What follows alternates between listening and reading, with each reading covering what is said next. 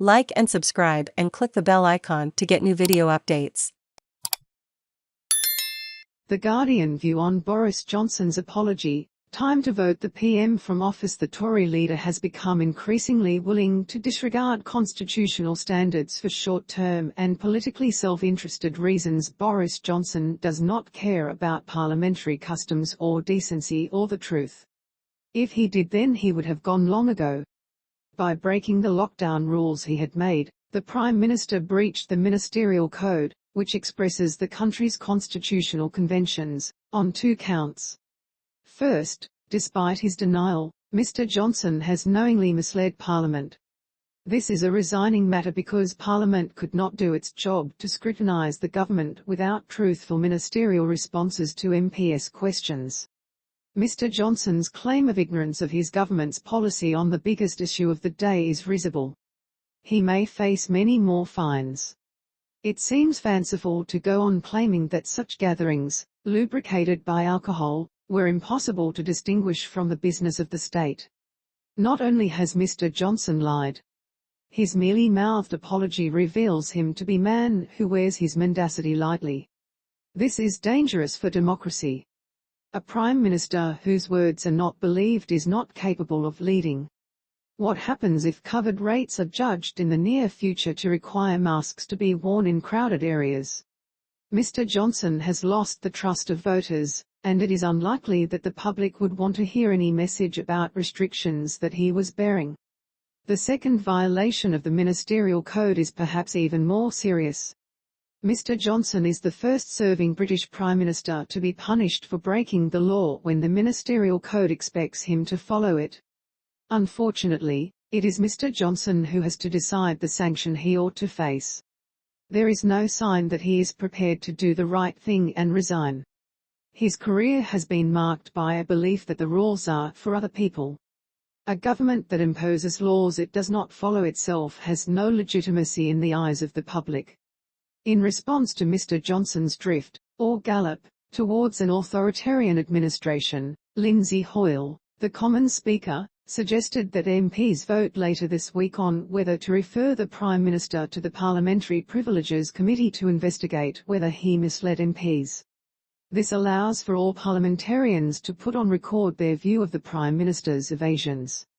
Mr. Johnson's argument that this is a partisan act because the Privileges Committee is presided over by an opposition MP evaporates when one discovers that this is a requirement of parliamentary rules.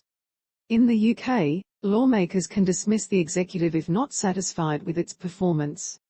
Strong party discipline can prevent this, but unpopular leaders are dethroned.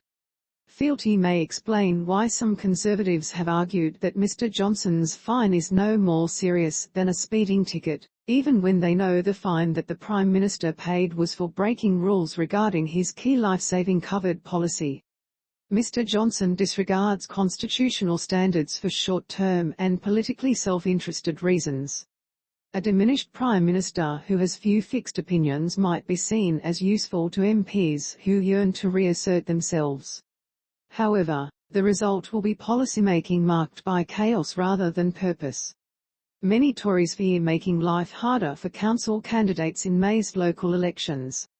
But the longer he is in office, the more the organising principle of Mr. Johnson's Tory party will be loyalty. Not devotion to a vision or a legislative platform, but to just one man and his many shortcomings. Conservative MPs should realise that this is dangerous to them, their party and the country, and turf Mr. Johnson from office. We have a small favour to ask. Tens of millions have placed their trust in The Guardian's fearless journalism since we started publishing 200 years ago, turning to us in moments of crisis, uncertainty, solidarity and hope. More than 1.5 million supporters, from 180 countries, now power us financially, keeping us open to all, and fiercely independent. Unlike many others, The Guardian has no shareholders and no billionaire owner. Just the determination and passion to deliver high-impact global reporting, always free from commercial or political influence. Reporting like this is vital for democracy, for fairness and to demand better from the powerful. And we provide all this for free, for everyone to read. We do this because we believe in information equality. Greater numbers of people can keep track of the global events shaping our world, understand their impact on people and communities, and become inspired to take meaningful action. Millions can benefit from open access to quality, truthful news, regardless of their ability to pay for it. If there were ever a time to join us, it is now. Every contribution, however big or small, powers our journalism and sustains our